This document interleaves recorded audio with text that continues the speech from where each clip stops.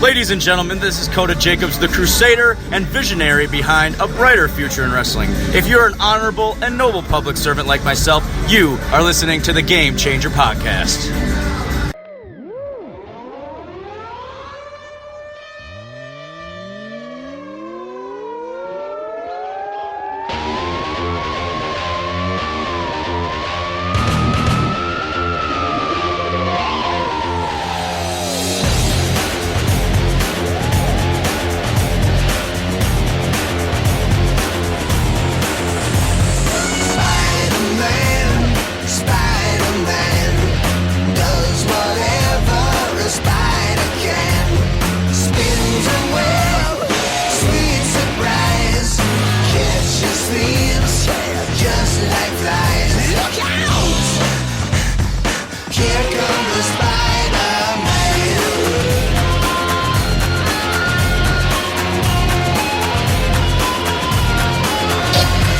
You know, guys, I'm not going to lie, I may have just found my theme song in life, and that is indeed Aerosmith's Spider-Man rendition. It is legit one of the best things I could have found today. Welcome to the Game Changer Podcast. I am NateFNGreat, being joined here via telephone by the one, the only, the fabulous, and very bawdy, very hot VicTori Belle.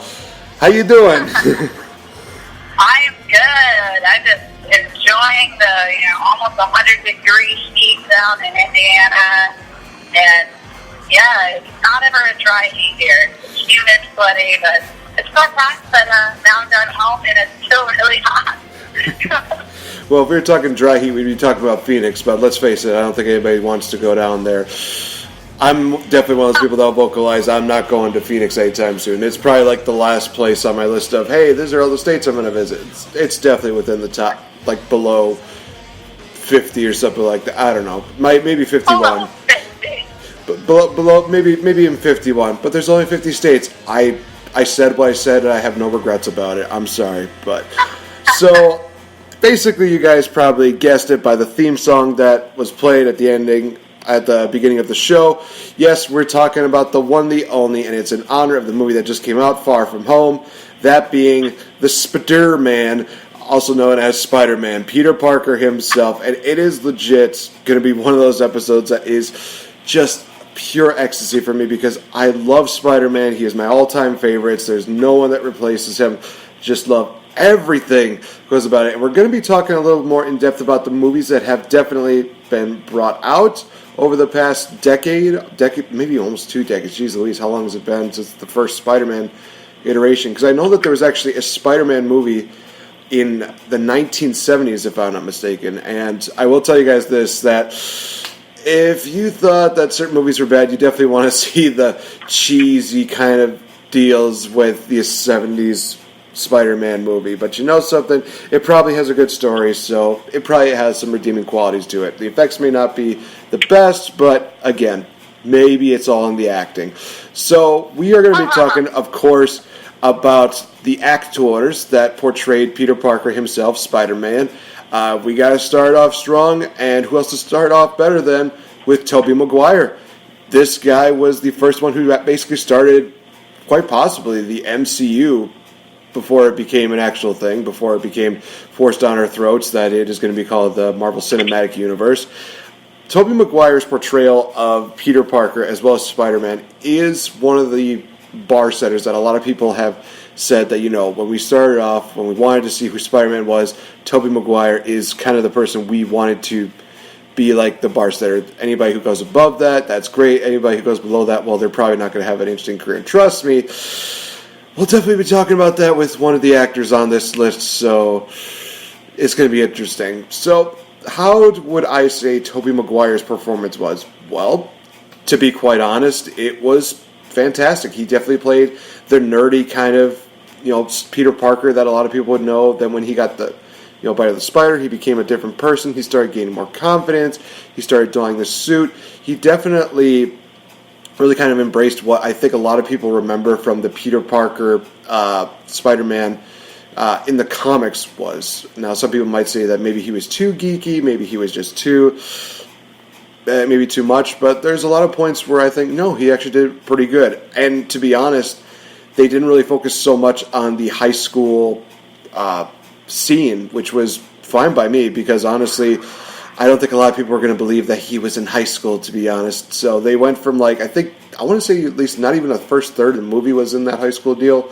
And then they went on to him going to college. It's like, okay, so this is kind of more interesting. We kind of do see how he deals with, life with, stress as Spider-Man, stress with school, stress with jobs, everything like that. We do kind of see that. And he does play those roles really well. He actually does a great job of showing how hard it is to have, basically juggling everything and trying to have some kind of social life, but also battling against villains. Of course, the main ones I'm talking about. For the original Spider-Man, we had Green Goblin, we had the Doc Ock, we had Venom, we also had, I guess, Goblin Jr. as well as Sandman. I mean, the first trilogy movie, a lot of people definitely will say it has its quirks, it has its flaws. In honesty, it is still one of those things that I look at as a bar-setting deal when it comes to any Spider-Man movie. Yes, there's a bit of hokiness to it, and I think a lot of people know what I'm talking about. Spider-Man 3, Emo Peter, what the hell was that? But to be fair, it's still one of those things where I actually watched it recently, the third Spider-Man movie, and I was like, it's not as bad as I thought it was going to be. Yes, there's parts of it that I still hate, but it's still pretty good. I think that they did the Sandman character well, and it's really weird because, on a side note, I think that the only person whose career kind of still survived the Spider-Man trilogy, if you want to say it that way, was James Franco, who literally was just kind of a side character, but he's now the guy who a lot of people are talking about. He's doing the movies. They did a roast of him not too long ago, and yeah, honestly, he's still one of those guys where it's like, yep, he can do funny, he can do somewhat serious. He's still one of those guys to get. But we're not talking about James Franco. Sorry, Harry, you can get your own podcast. We're talking about the original Spider-Man. So let me ask you this, Tori. What were your thoughts generally on Tobey Maguire's performance with the first three Spider-Man movies? Well, he kind of set the bar for what, like you were saying, for what Marvel was going to start putting out. There wasn't really much to compare to, so when you saw him put on the suit, it was just an epic thing for us comic book nerds that we finally have something that is a real life action movie of the superhero we love. They definitely chose, the typical mutation that he actually had the spider powers versus the technology, which I know some people were like, oh, is he really supposed to have web things that come out of his skin and whatnot? And who knows? Let's just deal with it because we're just happy they're making movies. And I don't know, he seemed to really fit the nerd, like you said. Like, if we were just going for kind of nerdy, typical guys who you don't really expect to have any superpowers, he plays that super well. Tobey Maguire is a great actor. I don't know if he's a great person. I'm going to be honest, but telling you he's probably not that great of a person from the stories I've heard. But as Spider-Man, and during the time as Spider-Man, I think that was one of those things that just really stood out, was that he's a really likable guy next door type of personality, and that's what we wanted out of our Peter Parker. No, I definitely do agree with that. So, obviously, we can't always talk about positives. We do have to mention some of the negatives that have come with, a lot of the actors, and we definitely have talked about these kind of situations in previous podcasts. So, were there any negatives when it came to Tobey Maguire's performances? Honestly, somewhat. I'm not going to lie. There's definitely some points where you definitely do see some of the points where it's like, okay, this is just not that well done. Maybe it was the script writing, but also half of it does go on the script, but the other half does go at the performance. And one of the things that I think definitely stands out from a lot of people when they watch the original trilogy is that Tobey Maguire is kind of an ugly crier. I'm not going to lie. I mean, Spider-Man 3 is probably the best case in point where, the whole scene where Mary Jane and him are breaking up. We see him just, oh man, it's just so painful just to watch that scene again. The way he just kind of, blubbers and he just gets all, it's just one of those things where it's like, okay, this is too much. So when we see him, I think, first cry during the Uncle Ben scene, that's understandable. But when we have this situation, it was just a little too much. And there was a lot of stuff already going wrong and going sour for the third Spider-Man. This was just another one of those notches in the belt where it's like, yeah, you're just not really helping this movie. I definitely will say this, that another negative from this is one thing you kind of mentioned. A lot of people didn't like the fact that he did do the whole web shooters from his skin, from his veins deal. To be honest, now looking back at it, I'm not a fan of it either, because I grew up with the animated Spider-Man cartoon, which featured, Peter Parker actually having like the actual web shooter, and he actually showed off his wits and his smarts, which thankfully they do get a chance to show that in the next two iterations. But in this one, it's just kind of like, oh well, he naturally has that. Doesn't exactly make too much sense. I mean, it's just it's weird. It's just really weird.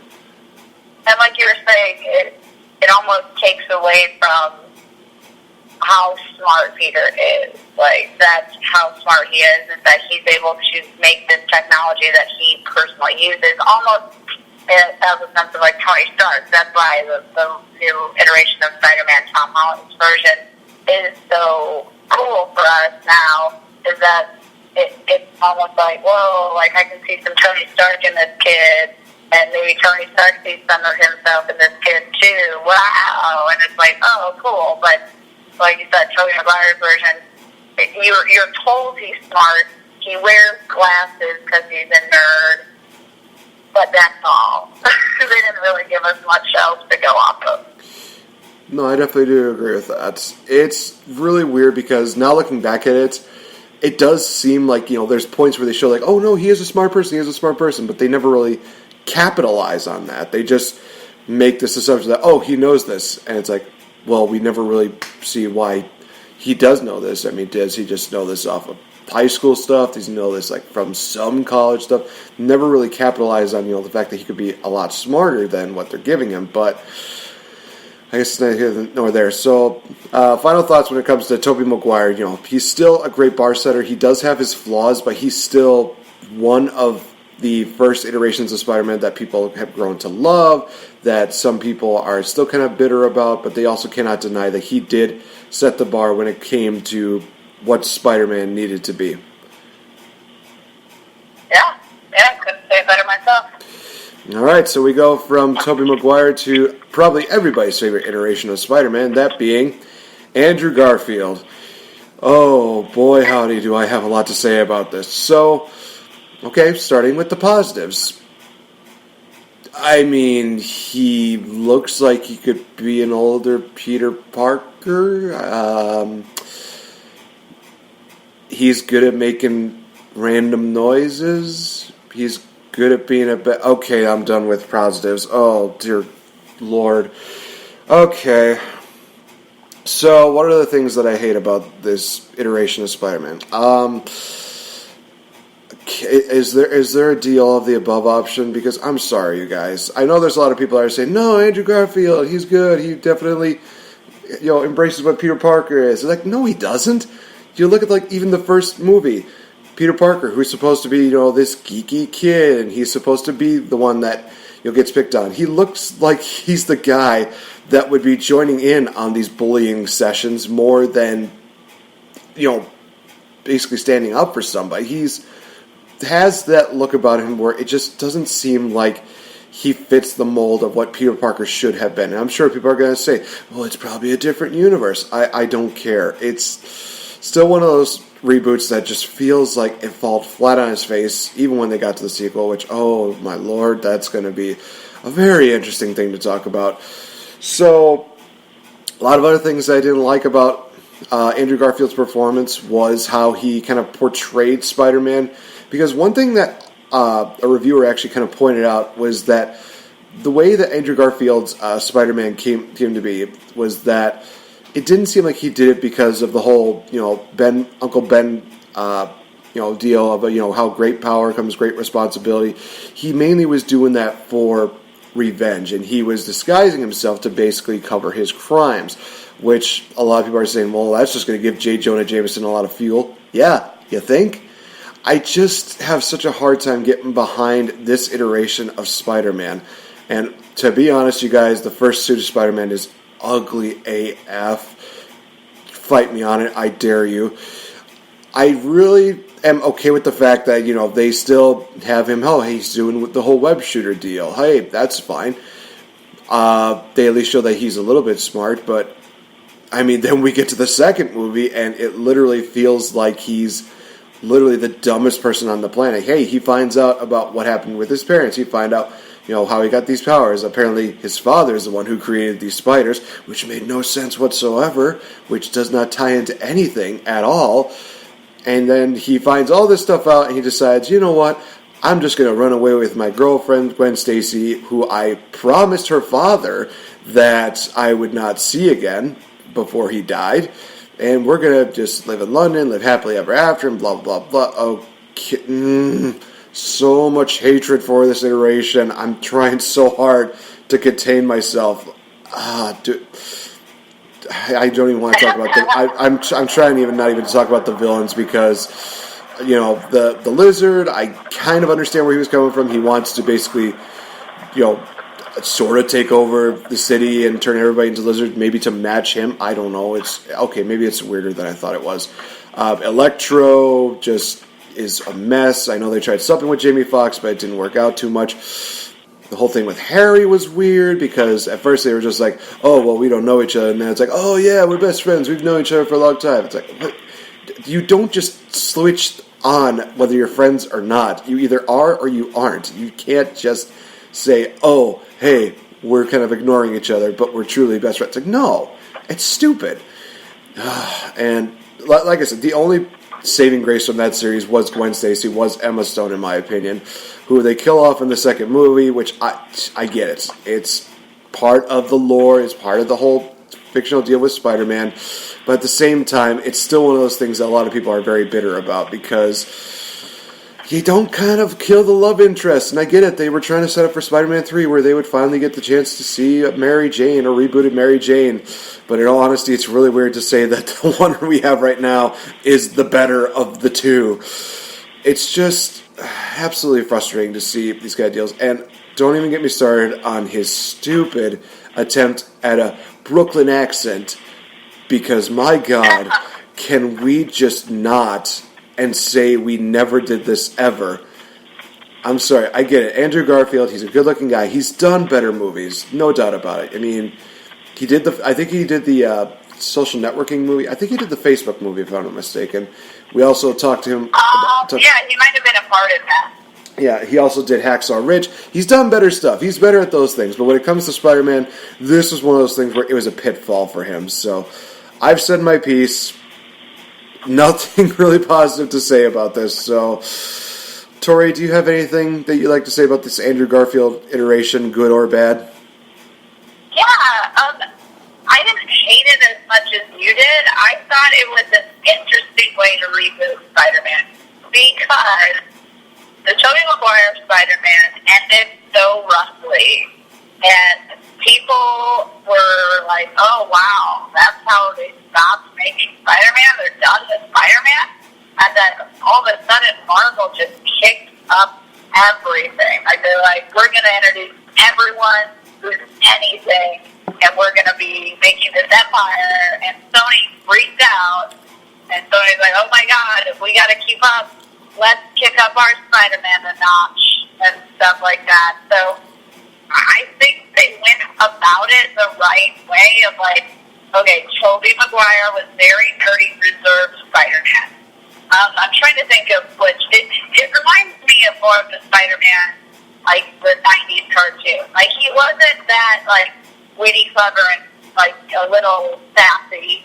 You know what I mean? Or with his villains. He was more like I'm Spider-Man, I'm your friendly neighborhood Spider-Man. Like, yeah. Because I'm kind of a nerd, and I'm a little awkward in social situations, so it's kind of hard for me to all of a sudden turn on the charm and stuff. But I'm trying. That's like the Tobey Maguire version. The Andrew Garfield version, they were like, wait, the new comics, like, Spider-Man and Deadpool, like, they kind of go back and forth. They don't like that they semi-look similar. They're pissed off about that. Spider-Man's a kid who's kind of like, he's goofy, he's immature, So they're trying to make him more clever and like funny, and I think he really was pretty funny.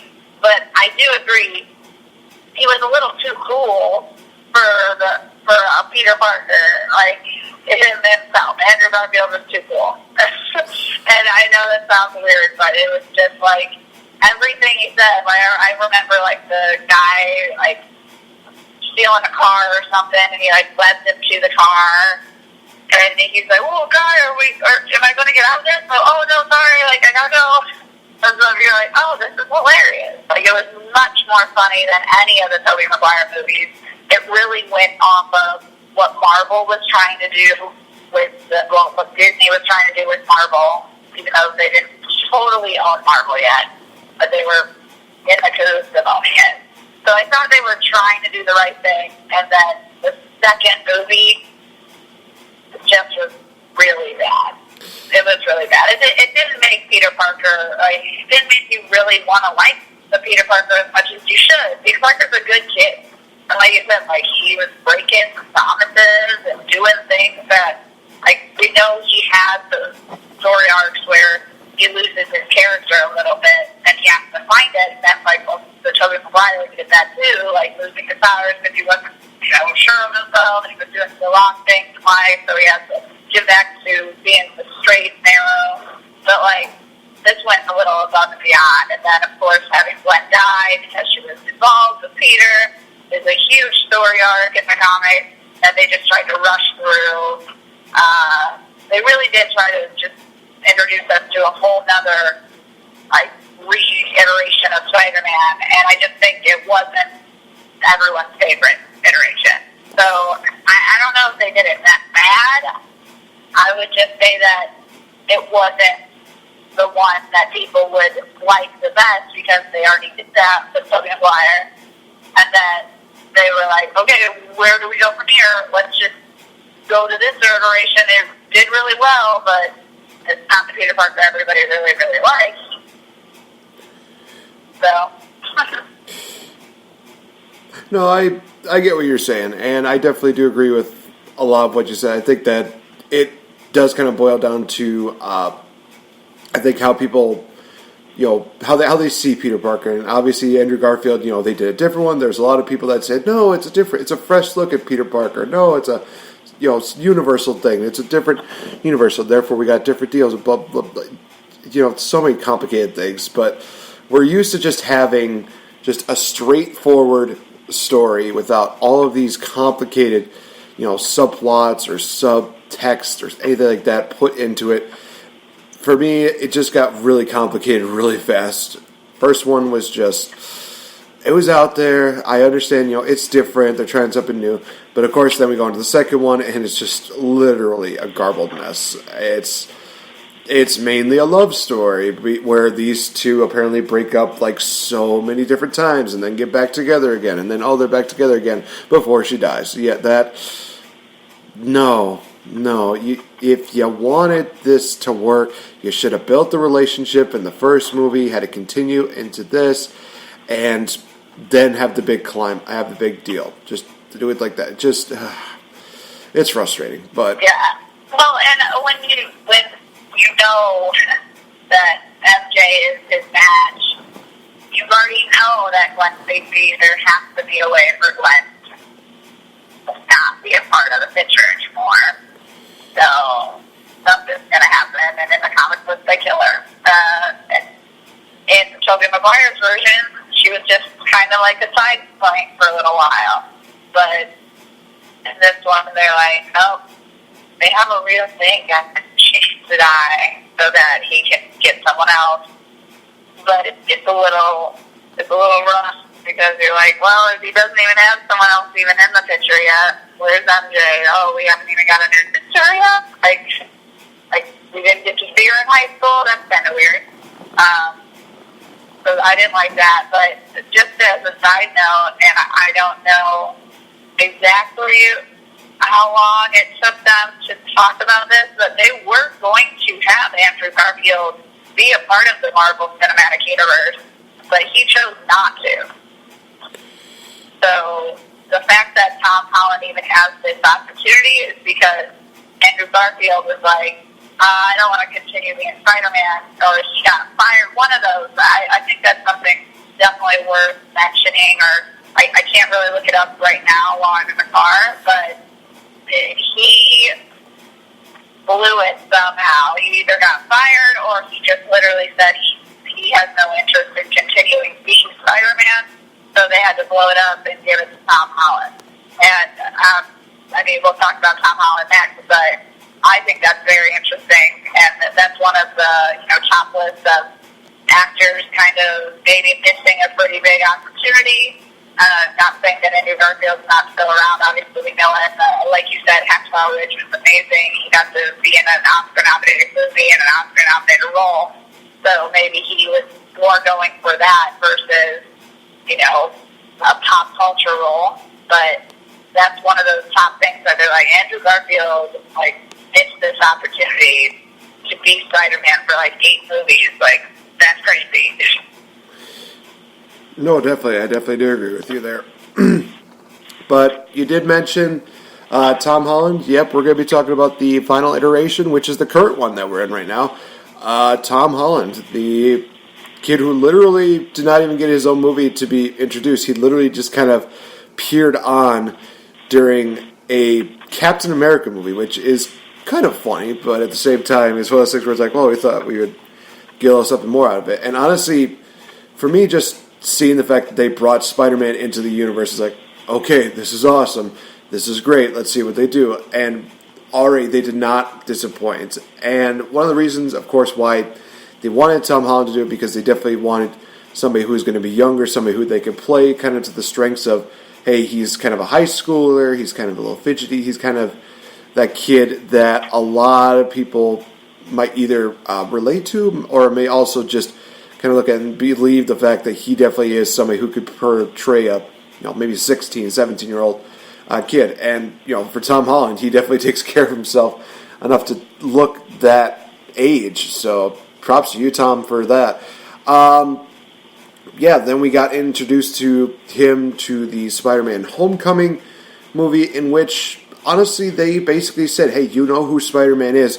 We're not going to force feed, what the previous two franchises the previous two iterations, I apologize, kind of did. We're not going to do the whole deal where he's like, deals with the whole, Uncle Ben dying, how he became a superhero. They kind of hit little deals where they talk about how he kind of becomes the hero, but they never were really full on this is why he did. They kind of hint at it. They hint on the fact of the whole thing with Uncle Ben a little bit during the deal. They never really kind of give him too much more backstory other than what's going on in his present state during Homecoming, which, in all honesty, did a pretty good job. And, I'm not going to get into spoilers when it comes to Far From Home. I'm still working on the review for that movie. I will say this, it's definitely worth watching. And I will say that it's probably tied for one of the best Spider-Man movies with Spider-Man 2, and that's saying a lot considering what Spider-Man 2 completely delivered. But, Tom Holland's performances as Spider-Man from, of course, the whole deal in Civil War, with Homecoming, with the two Avengers movies, we see him still having that, very nervous and very kind of quirky deal. They incorporate the fact that, hey, he does a lot of pop culture references, which, in all honesty, is kind of nice, because you kind of think to yourself, well, Spider-Man does kind of do little hints, and he kind of talks about these little random these little kind of random gems where a lot of people might say, this is kind of random, but he's kind of being quirky and stuff like that. He does that, and it's kind of one of those things where okay, he's kind of like Spider-Man in that case. So the way that they have Tom Holland play this deal, and the relationship and the bond that they show between Peter Parker and Tony Stark is one of those things that I think is very hard to really, what's the phrase I'm looking for? It's very hard to duplicate, because there's a lot of people that are even saying, well, maybe Tony Stark is the Uncle Ben of this cinematic universe. It is a good theory, but at the same time, there's a lot of talk about who they want to kind of play Uncle Ben, how they kind of want to bring him into the universe, and kind of how they want to play that backstory, so that way people kind of know, hey, these are the origins of how Spider-Man came to be, how Peter Parker got the powers, and everything like that. As far as, how he does on the genius level, hey, he doesn't usually need the glasses, even though there have been spoilers that have shown that he wears glasses during the Spiderman-far-from-home movie. He basically does show that, hey, he is a bit of a nerd, but he also kind of shows that whether it's doing, his homework, whether it's trying to think of ways to work with the suit. I remember that scene where he's basically trying to take off the training wheel deal on his suit, where he's basically trying to figure out, okay, Tony Stark is trying to, quote-unquote protect me, but I can handle myself. He finds a way to deactivate the training wheels protocol and be able to work with the suit and learn, hey, this is what the suit is capable of, this is what, I can do. Basically showing that he is able to adapt and he's able to work with anything that's kind of thrown at him. So that's really kind of refreshing to see. As far as, negatives go, I don't know. It's kind of one of those things where I'm trying to, pinpoint, one thing that I would say that maybe some people don't like about him. Maybe it is the fact that he's always jittery and he's always kind of nervous, but at the same time it's one of those things where, he can back that up because that's kind of what teenagers are at that kind of deal. And you have to understand that how many people at 16 or 17-year-old are going to be able to say, hey, the world is ending, I'm going to be calm and collected. No, he's basically saying, oh, geez, the world is ending. What can I do to help? What can I do? What can I do? Just, asking all these questions and being able to just kind of work with the situation, but also realize, hey, I'm still kind of a rookie at this. I'm not quite at the level of, say, an Iron Man or a Thor or a Captain America. So he kind of plays that situation pretty well. So yeah, I can't really think of too many negatives when it comes to the Tom Holland performance. His emotional moments, he kind of plays them off pretty well. He doesn't do a full-fledged. He doesn't go too over the top when it comes to the emotional moments. He has those qualities that are very relatable, which I think makes it easier for audiences to like him. And yeah, it just looks like he has fun with it. He doesn't seem like, he's just doing this for a paycheck. He's doing this because this is what the writers want. He's like, no, okay, this is what you're giving me. I'm going to make that really amazing. So that's how I think I see Tom Holland do it. But gotta ask my co-host, your thoughts on the current Tom Holland iteration of Spider-Man? Yeah, I think that when I first saw that they were going to do another Spider-Man, and I saw how young he looked, I was like, oh man, they're putting a tiny baby in this role, and I was like, okay, what's going on? And then when you see it, and that he's really embracing the fact that he's in high school, he's not getting out of high school, it's probably until the third movie, maybe, we'll see. But I love that he's a high schooler. He's young. You can tell he's immature. He's, like you said, he's a little sassy. I think that a lot of people were are a little nervous about the whole, is there a Mary Jane? Is she MJ? Is she not?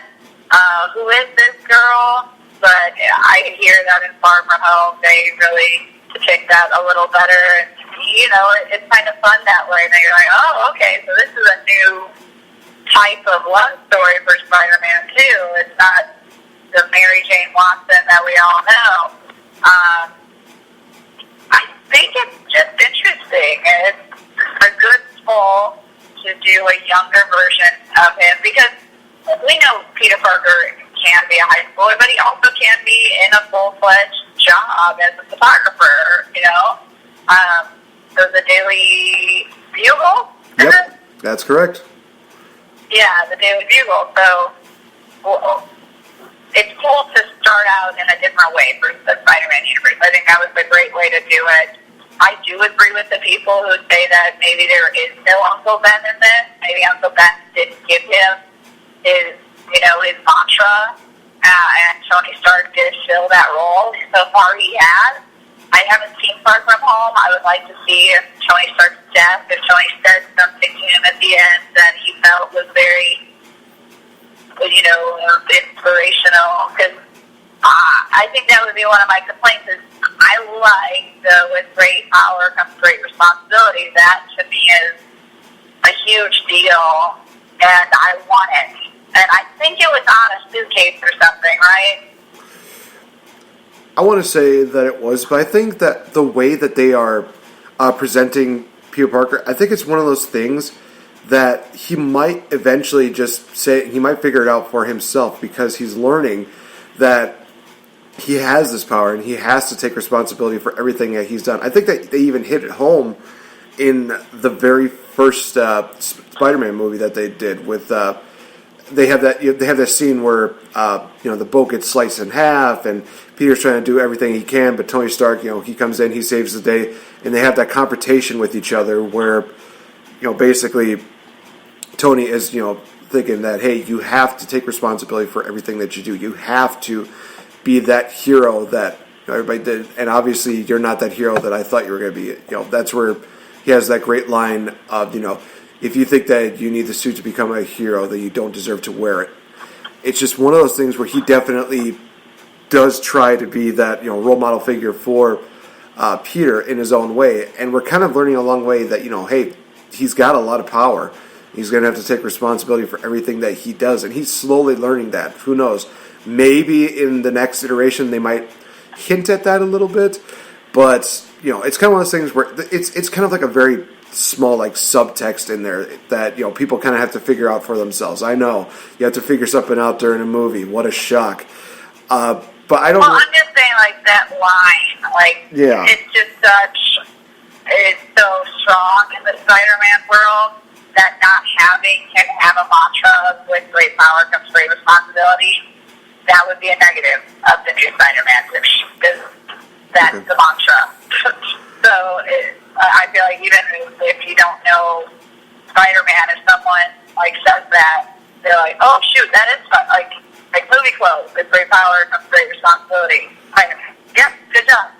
People get that, they know it without even thinking about Spider-Man.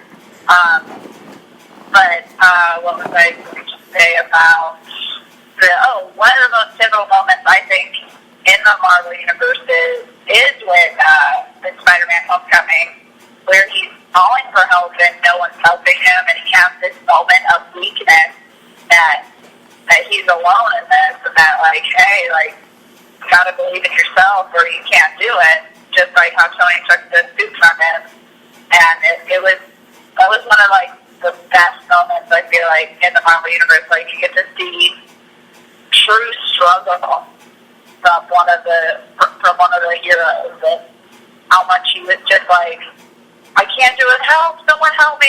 That literally caused chills for me. I felt really sad because he's a little kid screaming for help, and you're he is a kid. Why is this kid? Huh? What? Oh, I thought you said something. Sorry. No, I didn't. Yeah, I just that really got to me. That wow, this is just a kid trying to save the world. This is insane. No, that is still a very pivotal scene. I think a lot of people still remember it from the comics. No, I definitely do agree. It's kind of one of the best scenes in probably this new iteration is the fact that he realizes that, hey, a lot of times you're going to be by yourself and you have to kind of make yourself into the hero. You have to kind of be able to know that, hey, I can take this and I can go above and beyond. It's just really awesome to see a lot of these scenes, to see a lot of these deals, and all in all, guys, bottom line when it comes to these Spider-Man movies, they do have great moments. I will even admit that some moments in the Andrew Garfield version are pretty good. I'm just not a big fan of it, as I'm sure a lot of people are. We're just going to exclude Amazing Spider-Man 2 because, let's face it, that was just, oh, jeez. Also has one of the worst cliffhangers at the end.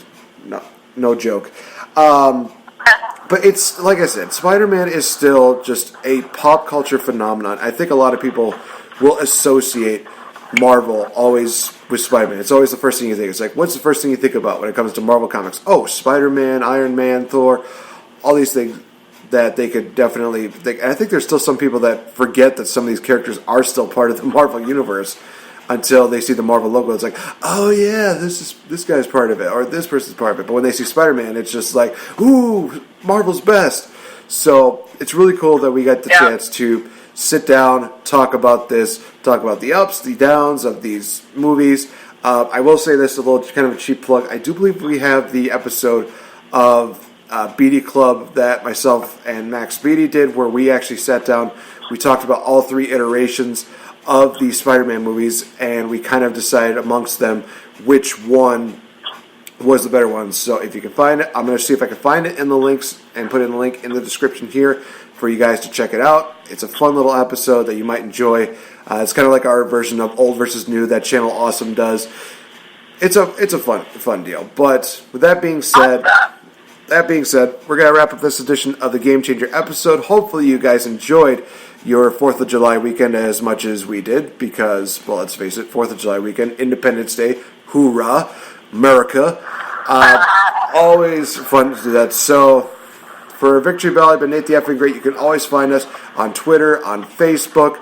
Check us out on Spreaker.com, as well as on YouTube, SoundCloud, Google Podcasts, Spotify, and iHeartRadio. Thank you guys so much for listening in. Show your support. Give us a like. Share this. Do whatever you got to do, because we want to know your guys' opinion on which is the best Spider-Man iteration. So leave it in the comments below, and in the next episode, we'll kind of figure out what everybody all said, and maybe even mention you guys on the show. It would be really cool to start getting more fan interaction with that. So by all means, leave your comments. Which one do you think was the best Spider-Man incarnation, and why do you think that is that way? So for Victory Bell, I've been NateFNGreat, and we will see you Spidey friends on the next episode. Bye-bye. Bye.